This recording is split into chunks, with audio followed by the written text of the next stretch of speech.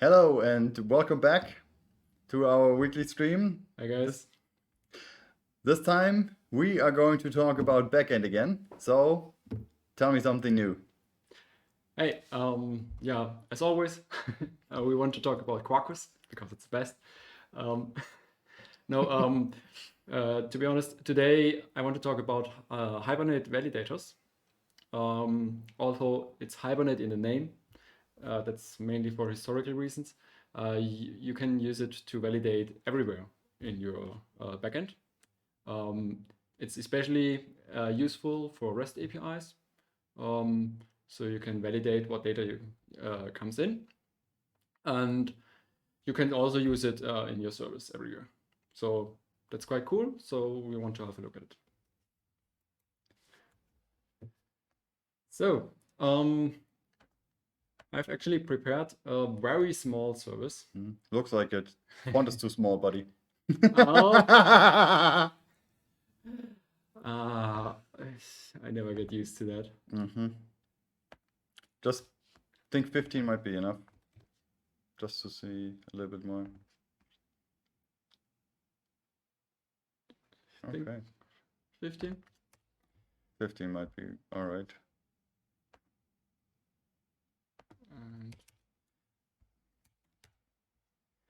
So I hope it's better. So again, I prepared a small service here. It's basically just a new project, created it with code Quarkus.io, as always.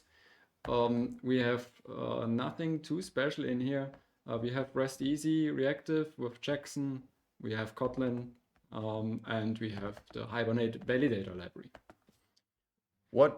So for those who don't know what it is, where's the Hibernate come from? What is it? Hibernate is a database, ORM. Okay. Object relation mapper. And yeah, you can use it in Java Enterprise. Classically, you can use it to get object into the database and from the database and so on. It's quite powerful. And they also, over time, they added some validation stuff, and it has been more generalized, and you can use it now everywhere in your application. And as a start, we want to use it in our REST API. This is a very simple API. Let's start it up first and see what it can do. I mean, the code is simple. We can get a book by ID. Basically, we just return this hard-coded data, and we return the book ID in that hard-coded data. And also we can create a book where we just return it again. You're not supposed to see this yet. So we have started it up, so we can test the two calls. We do get book by ID. We pass in a 6 as the ID. And because I just changed the code, it's recompiling. And now you see the ID here is 6, and the rest is the hard-coded data. And here we have... Can you increase the font? I have no idea how it works here. Control and plus? Whoa! That's the macOS way. Nice. Yeah. Jealous yet? It could even be that this is a general shortcut also in Windows, and I just don't know about it because I'm really bad at remembering stuff like that. No, Postman is, I think it's Electron or some cross-platform, of course, and they have it on the same thing. So, okay, nice. never mind. Okay. Back to topic. Yeah. So we just return the same. Okay. So now we might have some bad users where they pass in like a -6, and then you get a -6. You could throw now, probably you would not find this in your database. So when you look it up. And so you would give it a 4 or so, but you could want to give a more detailed error to let them directly know, hey, you will never find something with a negative ID. Okay. So we can do this, and we can just add positive here. You can even say positive or 0, but a 0 ID is usually not a good idea. So we add this, and now so it's not running yet because I did. What's the definition of crazy? I had doing the same thing over and over again with the thinking stuff might change. Okay. So Dragon just told us that the sound isn't right. Lakeview, could you confirm that the sound isn't right, please, in the chat? Thank you. Can you suggest what's wrong instead of just a little bit weird? Yeah.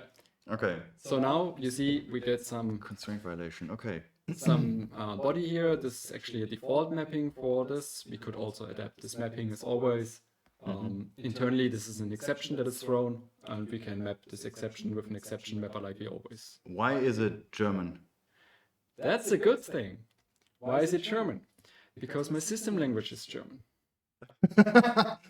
Yeah, and we can change that. Because Quarkus has direct support for localization for error messages. So what we should need to do, we can say our Quarkus supports the locales, English US and German for Germany. And we can even specify a default by setting this. Now we have English US as the default. And when you use this, then yeah, you have localization support from Quarkus, and it works for the constraint violations. Interesting. Maybe a topic we can have a look at for another stream, the localization stuff. And when we do this now, it must be greater than 0. But we can change this header, the accept language standard header, German, and we have it in German again. So direct support for localizations. Nice. That's nice. Very nice. So that's already a very simple thing we can check. Now we might want to do more advanced checks for our book DTO. So we could also... Can you move your mic a little bit towards you? Let's see if we can somehow fix it. Oh, you not enough space. Okay, let's see if we can fix this. Where's it? Oh, there it go. Let's try it like this. Maybe it will be better. Better. Okay. On the DTO, we can also just add these annotations. We could also say a title must not be blank. Author also not blank. We could say the publishing year is past or present. So we cannot have books in the or create books that are only published in the future. Okay. And for the price, we could say something like digits. And then we can say in front of the decimal point we want to have like at most 10 digits, and after it we want to have only 2. The fraction is 2. And now we have to keep in mind one thing. These are Java annotations coming from the Java world, and we are writing Kotlin. And this annotation is now on this constructor argument, but it needs to be on the getter for it to work. So unfortunately, we need to add this here. Why does it have to be on the getter? Because they use the getter to check what annotations apply. Okay. So you can use the constructor, because in Java you usually don't have this constructor so easily. Okay. So they are just not used to this convenient way of doing things. So that's why. And what we also need to do, we need to specify that we want to validate it here. So we need to add this add valid. Now we start this up.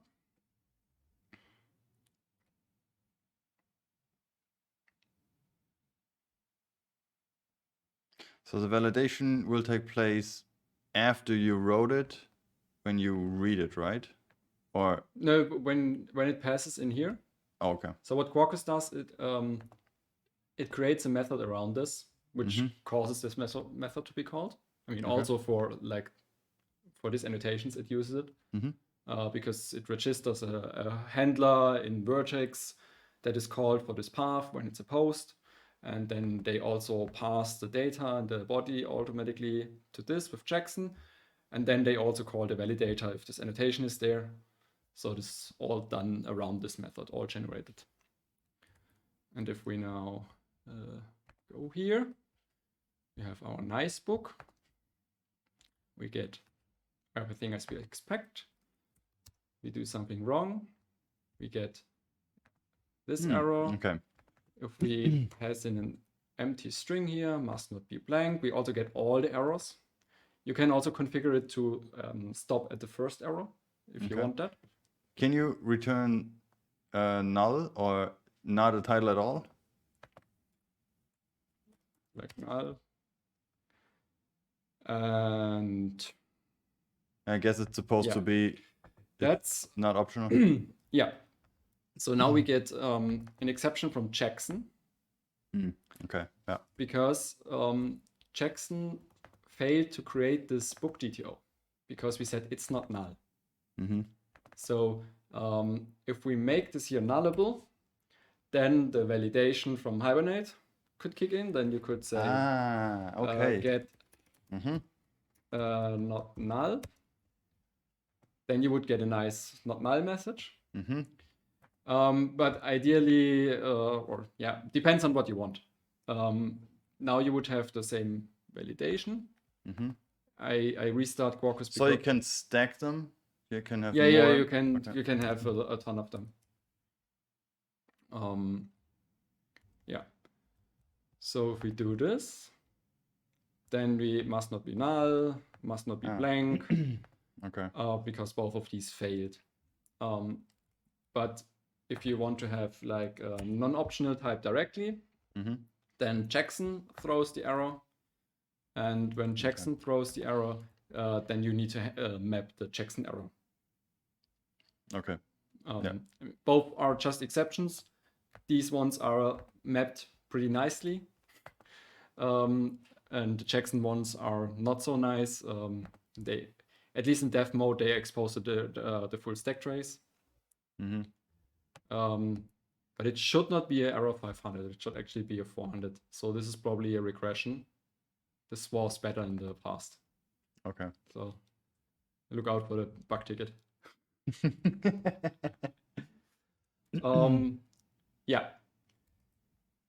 And let's oops, hitting the wrong keys.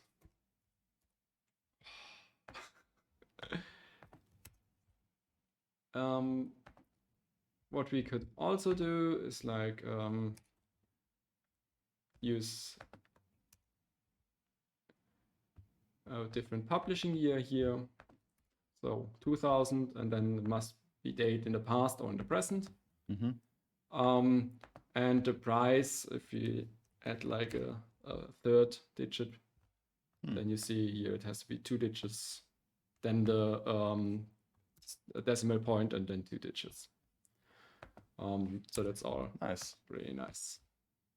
And that's how easy you can get your validations. And these built-in validations, there is a ton of them.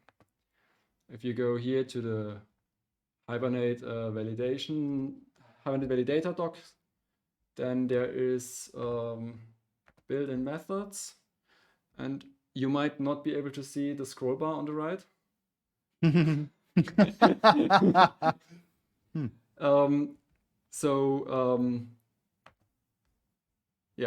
So you can also do stuff like assert false, assert true. So for example, if you would have a rental car company and you have the form for the driver, and there's a flag has a valid driving license, then you could make sure it's true. Yeah, like max min validations. You can validate emails if it's a valid email format. Ooh, do they have the regular expression they use? Yeah, this Because email validation can be really tricky. You don't. Yeah, you don't That's do it all. yourself, and that's why this is there. we had a one case, US at $ something. It's a valid, or Okay. $ at US. It's something around there. There's no dot in it. There's not just an @ sign in it, and it's a valid email address. I was like, never mind. Never doing email verification. So. And you can also customize it. So here it has a regex. Okay. So you can add an additional regular expression. Okay, nice. So if you want to shrink it down, limit it a bit more, so you can do that. So this means there's only supposed to be a dot in it, no @ sign? And that's an additional regular expression. Oh, okay. If you want to change the matcher behind it, then that you can customize that as well. All right. But that's a different thing then. So if we check here, future or present, this is like what we saw. Min, max, not blank, not empty, not null, negative. There's also pattern for regexes. Size, if you want to check collection sizes. If you have an array, you can check it's not too long or too short or whatever.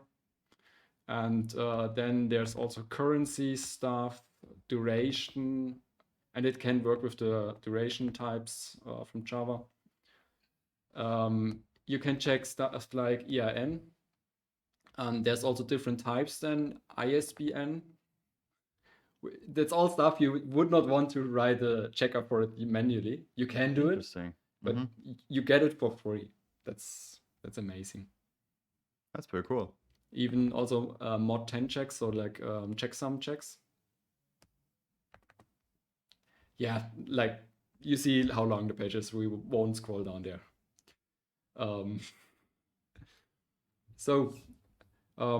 Yeah, that's the basic setup for Hibernate Validators.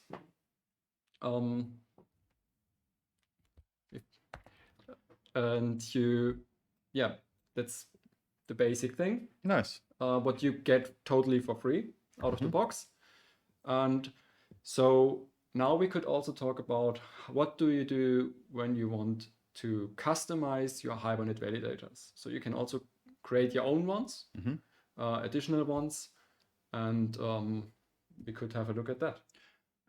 Before we jump to the custom ones, do you use them very often? No, I mean, you have seen how much there is. No, not all of them, of course, but do you have them in your projects you're working on right now? Are you using them, or is this something nice feature, but you don't really get to use it? We have used it, but most of the times, in those projects, we didn't have so many business rule validations like that. But later on, we can also show that so you can actually use this everywhere in your service. Okay. Not just in like the REST endpoint, but everywhere. And so you okay. Maybe you show this now. How you can use this everywhere. For example, normally we have like a service, our book service, and it has an awesome create book function that gets a book and returns a book. And as before, we are not very creative. This is application scoped. and in here we just injected book service. And now instead of creating the book here, we have delegated this to our service. So it does the awesome book creation for us. So that's normal stuff. We still have the validation here in the REST endpoint. What you can also do is remove this here and add it here. It's as easy as that. And now whenever you call this function from anywhere in your service, this validation will happen because Quarkus generates some code around this function. So the validate will actually start triggering the Hibernate validators you integrate, right? Yeah. So if you don't have this, then it will not use the annotations you set to the. Yeah. If you don't have it, then I mean it's okay to pass around this DTO. You don't want to check it all the time. Okay. You might have in the meantime invalid data in it, or you just don't want to check it in every method in your service. That's like overkill. But here in your book service, you could say, hey, when this comes in here, then I want to make sure it's okay. Nice. So this one was okay, and this one is not. Why is it That's 500? not a pretty constraint violation exception list. Okay. It seems they added some nice exception handling when it's in the when it's happening in the REST resource, but we can always handle this. What we should do anyways, because we usually have a contract with our client, so we don't want the standard exception mapping. We want what we discussed with our client to have in our exception mapping. So what we can do is we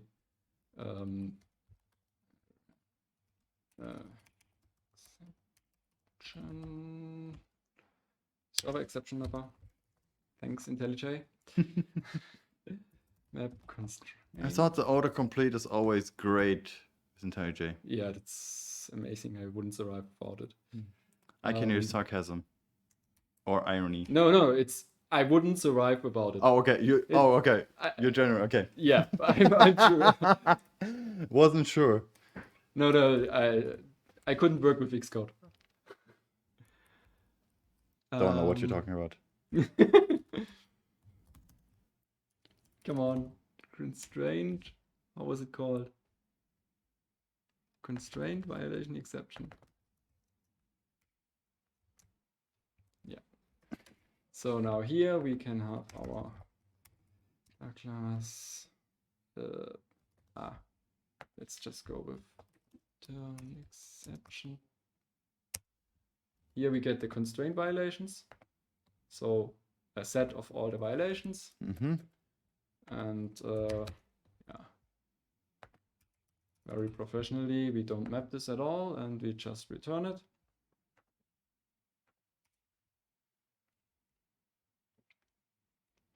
And hopefully this works. Or not. It looks like another GitHub issue. No. It's a layer 8 issue. You mean a user issue? The problem is always in front of the PC? Yeah. Gotcha. Status is 400 and entity is this, and we want to build it. Okay, so now you're really mapping it to one thing. Okay. Yeah, because we cannot just return. We need to set the status code for an exception. Okay. That's why we cannot just return a body object. Okay. If you don't map the status code, it shouldn't be a 200, obviously. So this will only collect everything which is a constraint violation, right? Yeah. Okay. Nothing else. Yeah. All other errors will just be thrown as you threw them. By the default exception mapper, or if you then define more. Okay. So you can really customize it, each exception, how it should be thrown.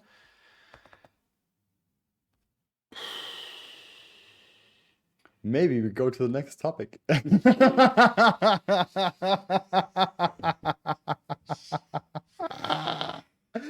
Holy. Yeah, that's happens every time to me when I don't prepare. Are you sure it's rebuilt correctly? I thought I clicked that.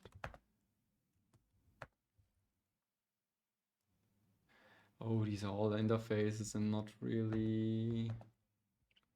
Maybe I should have mapped the data. Flexors? Yes, that's bad. I'm a What do you front-end mean? developer and I have not a lot of experience in the backend, but if I want 200, then I don't expect an error. So yes, that's bad.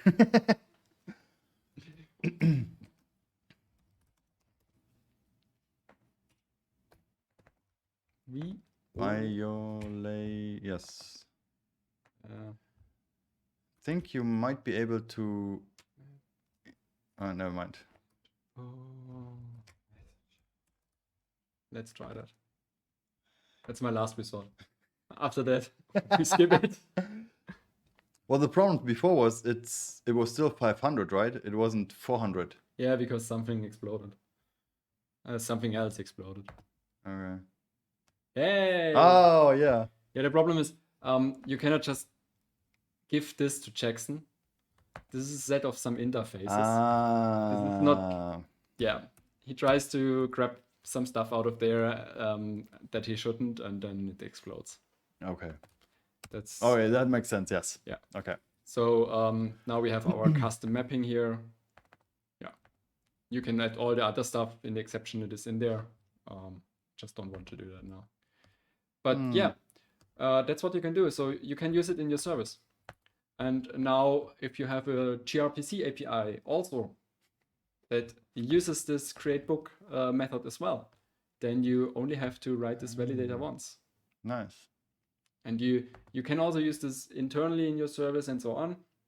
Just make sure the method is not private, because private methods cannot be overwritten. So Quarkus cannot inject code around it. Okay. So at least make it protected. And then Quarkus will generate the stuff around it, and you can have this validation. Nice. So I'm not sure about codita ergo sum. What? I hope it's a joke. I can tell you're joking, but also in my project it's actually true. So they're always returning 200. I guess that's. I have seen those APIs as well, and it's a very, very, very sad reality out there in the real world. And I cannot describe what I think about these APIs, at least not in public. It's just bad. There's a reason why there's status codes, and you should make use of them. It makes the life of clients easier. Since I started writing some stuff for the backend, I have looked through the list of status codes so many times, and every time I'm confused that there's one. I think it's half tea or something. Yeah, teapot. Teapot. Yeah. Yeah, that was actually I think a April's Fool joke.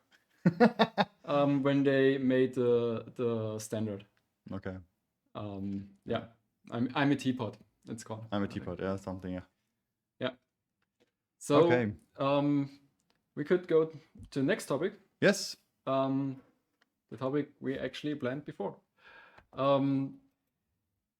Yeah, like I said, we have seen these standard annotations like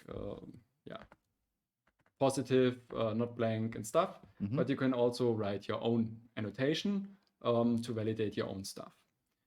So we will have a look at that, how this works. Nice. So with Hibernate Validators, we could also say like we want to check if this year is larger than, let's say, 1,000. So you would think, hey, min would be cool. But if you try that, and if you check the docs, Probably it's also here for big decimal, big integer, byte, short, int, long, but not for Java years. Ah. Java years are special.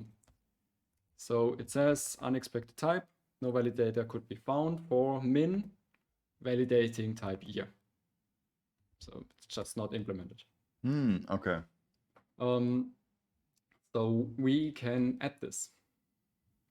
And let's actually build it a bit back what we had before, so we get the nice exceptions without the mapper. Just checking. So what we need to do for this is we need to customize the validator setup. And we can do this by creating a bean, the min year validator. So we need to actually create two beans. One is the actual validator that handles the validation. We can start with that. And that's a constraint validator. It has two types. The annotation, for which it should be applied, and the type for which it should be applied. Okay? So we can say we have the min annotation, and it's for year, handling years. And now we can get the isValid method. We can remove these question marks because they are only because it's generated from Java code. So in here we need to check it. I add this back because you can imagine you can have like a min or it can be null. That could be allowed. Okay. As we saw, checking not null is a separate check, so we can like not null add this additionally, or we were here, like here. If it's not null allowed, it can also be that you allow it to be null, or if it's not null, then it has to be higher than. So what we do is if it's null, just return true, still valid. So this is a Kotlin syntax. In case it's null, do this. Usually you use that like val something equals. Maybe you have seen it from that perspective. And now this is no longer optional. But you can also just use it like that. And afterwards, we check value here. No.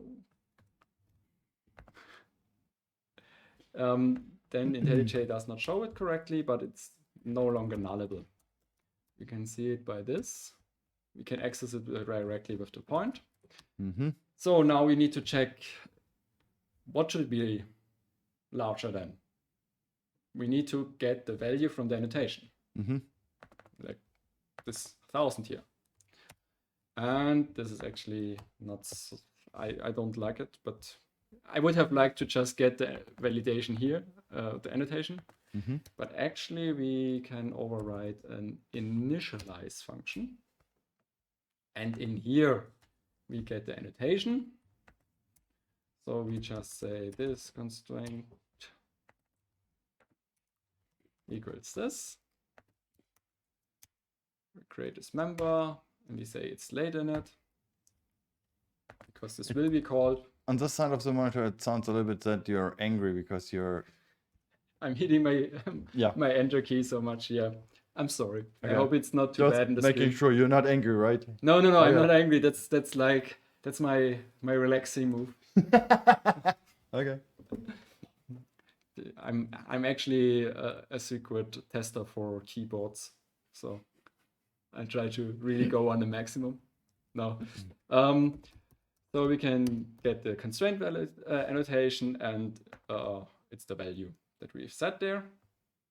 Yeah, so maybe call this here. What's a min type? What? This Oh, here? that's the That's the annotation. The constraint. Okay. That's the annotation actually. Itself. Okay. So So you if you, see, can you put something custom in there? yes, we can Okay. also create our own annotation. So let's do this first, Yeah. of and course. then customize it further. Mhm. So there's now this is a bean, or must be a bean. So we need to annotate it with What do you mean? Beam or bean? What? bean, like a Bohne. yeah, Okay. like a vegetable. Yeah, that's what you call the injectable stuff Okay. in Java Enterprise. So normally you can make it application scoped if we don't use the initialize method. Mm-hmm. But this is not application scope, means there's only one Mm-hmm. instance of this class in the whole application. But obviously we have some internal state in here that is not applications wide true. It's But depending this on wouldn't be an error, right? this wouldn't be an error directly, Okay. but you would if you have two calls at the same time, then Yeah. they mix up. Okay. Because instead of in comparison to Node.js or so, Quarkus is actually multi-threaded. So you will have concurrency. Okay. Mm. In Node.js, you don't really have concurrency if you don't use thread pools or so explicitly. So you don't run into these issues as likely. But here you directly have an issue. Okay. So instead, we need to make it dependent. So it depends on the scope of where it is used. When it would be used in an application scoped context, and the min thing would be application scoped, then Quarkus would make it application scoped in that moment. And when it's in a request scope context, like we have it in our resource, because here this object is request scoped, then Quarkus makes it request scoped, and it's depending on the request. Okay. So this should be our validator. Now we also need to tell Hibernate Validator that this is a thing, that it exists, and that it should be used, and for what. Unfortunately, it doesn't know this automatically. Sometimes Quarkus can already do this for you. In this case, you still have to do it manually. Maybe that's something that comes in the future. So what we can do is we can create another bean. Customizer. You might notice from the JSON serializer customizer, it's basically the same principle. And we have a validator factory customizer. And we need to implement a method. And in here we create this constraint mapping. So this is boilerplate. You can read it in the documentation. Constraint mapping, constraint definition. So now we need to say for which annotation. We can say if we want to include the existing validators or not. What this is, I will include it, because if we say false, then we throw away the existing ones. So that is, for example, how you could change the email validator for good by removing the existing validation. Okay. If you so make it will this false, first run into the existing one, and then it will run through yours. Yeah. So basically, you just, if you set this to true, you just add another one. Okay. Okay. If you set it to false, then it throws away all the existing ones for this annotation, and only yours exist. Okay. And then you can say validated by, and this is our min-year validator. And we need to set this to the configuration, add mapping, constraint mapping. Yeah. So. And this will work now? So you don't have to do anything else. What you do is you have an application scoped, and you have a method for it, and then it will automatically work. Yeah, because very nice. Quarkus just gets at the start, it gets all of the implementations of this interface. And for those, it runs this customize function, hands in this base validation configuration, which it creates internally with all the existing validators. And yeah, afterwards it's configured. And it's application scope because this exists only once in the application. Yeah. Nice. That's hopefully it. Yay! And we have must be a date in the past or the present. We haven't even checked our thing, but it's not exploded, so that's already good. So must be greater than or equal to 1,000. Nice. Okay. So this is how you can recycle or extend an existing annotation. Okay. Before you continue, let's recap. Because we were told we have to make breaks every time, so this is the break. And so this can extend. So you already have a lot of validators, and you can extend them for different types. Yeah, because like we saw, the min is not defined for year. And, I mean, they cannot imagine every type that you have. Yeah, sure. That exists somewhere, and you can extend this for your needs. And I mean, min in our case is like, yeah, it matches. It makes sense to use it or to extend it, so we can extend it. Okay. But with Hibernate Validators, you can also add new annotations and then use your own validators for these new annotations. So we can also have a look at that now. Sounds good. So we saw how we used the min annotation here, and we will create our own annotation. For this, we first have a look into the min annotation, because Hibernate Validator requires some stuff from us. So such an annotation that we can use must have a message. You see here, this is not directly a message. It's looks like a key. Yeah, it's a key of the localization stuff. And here's big localization properties built into Quarkus, and you can see all the messages here, and you can see they can reference the values from the annotation here directly. That's how they get the values in here. So in your own service, you can just create this on your own. Okay. So we need to have this. So it can, you saw on the... Isn't there an interface for it you can use, or is this... Well, we want to create our own annotation. Okay. So we have to create this on our own. Okay. Then also there's groups. Groups is a concept so you can switch between validations. We can maybe also talk about this later a bit, but I tried it before and something didn't work. So I will only tell you what the doc says.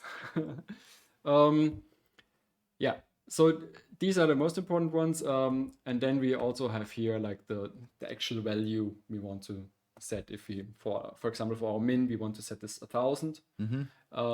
But we can also have multiple, like we saw with, did we see? Here. In here, we have integer and fraction. Okay? Now there's one thing. This groups thing requires an array of class. These classes here, they are no compile time constants. And Kotlin does not allow to build arrays with not compile time constants in annotations. That's a stupid limitation of Kotlin that exists since always, and I haven't seen a fix for it. Okay. So we're going to write in Java this time? Yes. All right. The nice thing is, we just add the Java folder, and it will work.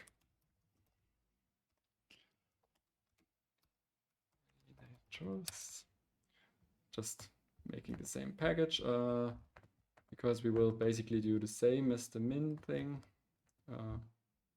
Let's get this. We have created the min class. So you noted I copy pasted code that I selected into this package, and IntelliJ made a class out of it.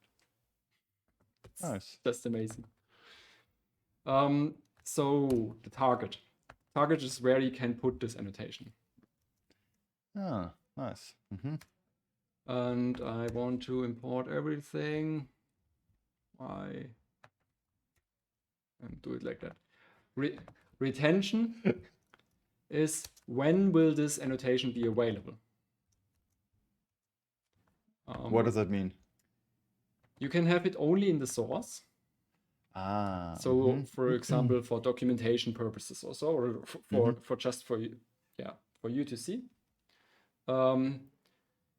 Then you can have it in the class file, which is the compiled. Kotlin is first compiled to class file, and that is then later run by the JVM. And you can have it at runtime and then get access to it at runtime. Okay. So because we need to be able to use it during runtime, we need to make it runtime. That is not needed. That is not needed. That is needed. That is required. And that's from Hibernate Validators. It must be there so you can use it. Then the message. The min message might be okay, but we can also... Why is this not working? We can do our own message. We don't want to call it min, probably. We want to call it min year. I'm creative again. Year must be later than or equal to value. Okay. That's just stuff we have. That's not needed. Get rid of this. Okay. That's the basic thing we need. Okay. For a Hibernate Validator to be able to work. The value you have, the long value, this is something you write into the decorator, or so you'd only need it if there's a value associated with it. Okay. If there's no value associated with it, then you don't need it. Yeah. Okay. For example, for not blank, it doesn't need a value. There's here no value. Okay. Oh, nice. And there's the Java convention that when you name it value in an annotation, then it's the default. You see here, I had to specify the name because it's called integer and fraction. And here I didn't because it's called value. So whenever you call it value, then it's very convenient. If you have multiple, then you probably name it differently. Interesting. Okay. So that's why we call it value, although it's not a very nice name. Probably you would rather call it like min year also, which is much more speaking. And we always love speaking names. What we could do is we could make it an int, because years probably don't go too long. Number. So that's enough for us. Okay. Now we need to adapt our validator. Instead of the min, we want to use the min year. And obviously that needs to be adapted. And that's it. So of course, if you add your own annotation, then you need to add this validator here. But yeah. That's run this. Year must be later than or equal to 1,000. Nice. And you could also so now we have this hard coded in here. Obviously you can also do it like they do, reference the key for the localization, and Quarkus will then translate it and you can provide the different translations. Nice. Yeah, that's how you make custom validators with your custom annotation. Very cool. So then I think we can have a short look at... You have 10 minutes. Oh, 10 minutes, yeah. So I wanted to show you the groups, but we don't have enough time, but I can just show you in the documentation. No, you can keep going. I don't care. But No. In 10 minutes, we're about an hour in, so. Yeah. So I actually, I had a look at the groups before. They didn't work. So what do you need the groups for? What are those? Yeah. Let me show you groups. Here you, oops. As always, that's the documentation, the guide for validation. So if you search Quarkus validation, you land here. And you see all the details, like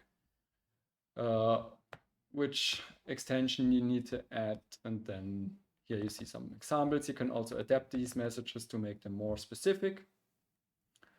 That's something we didn't do yet. But this is possible for everything, so that you can just say, okay, Yeah. the message, because if you ignore remember, the message you had before, you had predefined, use this one. Yeah. Nice. They always have to have this message thing here, and it's just the default value. You can change it. Nice. You can just say like message. So you could also use another key. They have to confuse others, as an April Fool's joke, for example. Sorry? You can just use another key. Yeah. Yeah, you can use another key, or you can be creative with your messages. Nice, very cool. Right here. I mean, for example, you can say, hey, the title needs to be something reasonable or so. Yeah. So you can really make good error messages for all of your things. And so you could have a profanity check, right? So that you can't put in certain words. You can put in as everything. a title, for example. Yeah, nice, very cool. Yeah. So, okay. And you can localize it. So you could use this to. I don't know if you really want to do this, but you could show it in your client localized for your client. You could have the localization in the backend, which you could update all the time. Nice. Okay, let's get back to the groups. So. Yeah, back to the groups. We always get distracted. I know. So groups. Groups. Okay. What they show here is an example. We have a book, and it has an ID. Can you increase the font a little bit? Yeah. Sorry. I think you zoomed in way too far. Okay. So we have a book, like we have an ID. Now, if you post a new book, you want to create a new book, you don't have an ID yet. But if you update a book, you might want the user to provide the ID. Interesting. Okay. So what I usually do is make different DTOs. Because this is Java code, remember. So it can always be null. But if we want to have a nice Kotlin data class or so, then I don't want to have a nullable ID field. And as we saw, you would need to make it nullable so it the parsing works, and then the validation can even start. Because it first needs to be parsed into the DTO and then it's validated. Okay. But keep this in mind, there might be other better use cases. So you can say, if we have this validation group post, then this must be null. And if we have the validation group put, then it must not be null. And you can also just have normal ones without a group. This is the default one. That will then always work. So it's just like message you can add different things, and that's also why the group isn't defined in what type it is, right? Because you can basically put in? You have to define these groups first. Oh, okay. Oh, okay. So that's okay. what I skipped. Mhm. But these groups are just interfaces. They are just marker interfaces. Basically, you just put a name to it. And what we do here, we extend the default group. This means this will be included. If you make your Wait. Scroll up a little bit because I was right in front of it. Oh. What will be included? Yeah, sorry. Which one is it? This one? Yes. So okay. Okay. Let's show both. Yeah. For a second. This here has no group, so it's in the default group by default. Okay, you say so. Yeah. If you think about it really hard, it kind of makes sense. Okay, yeah. So we have to say our group here, it extends the default group. Okay. We could also say put extends post, then it would also apply those validations, but then we have validation statics that don't work together. Okay. But what we say is we have this post group. So everything that has this post group will work, and everything that has the default group will be applied. Okay. If we apply the post group validations. So what we can now do here, we have our endpoint, like we also have it. We have to say it's at valid. And you can add this additional annotation here, the convert group annotation, and you can specify, in this case, please use the post group, which if we remember, it's the post group, it includes the default, so we will have this one and this one working.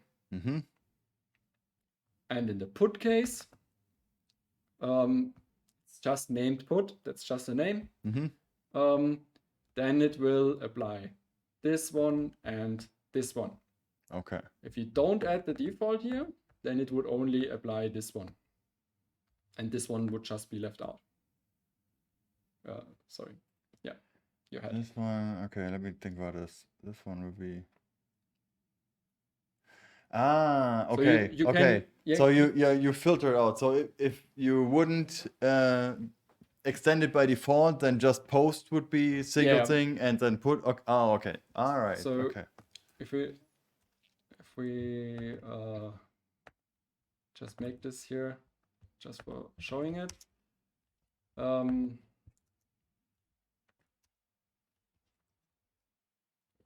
Okay.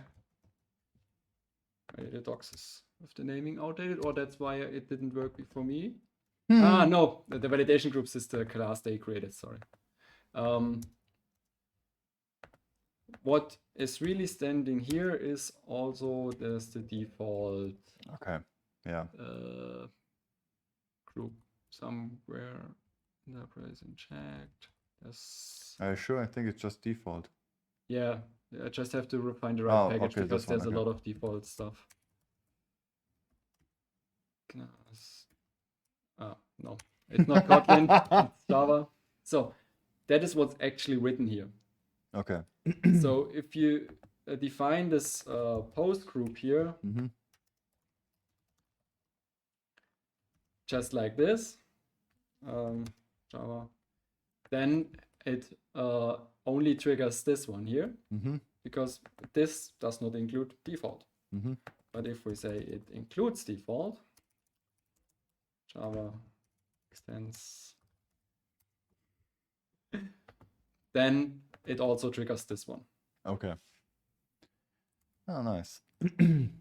So that's what you can do with groups. Yeah, I would say that's it. Very cool. Thank you for showing us. You're welcome. And so, any questions from the chat, maybe? More API bashing or so?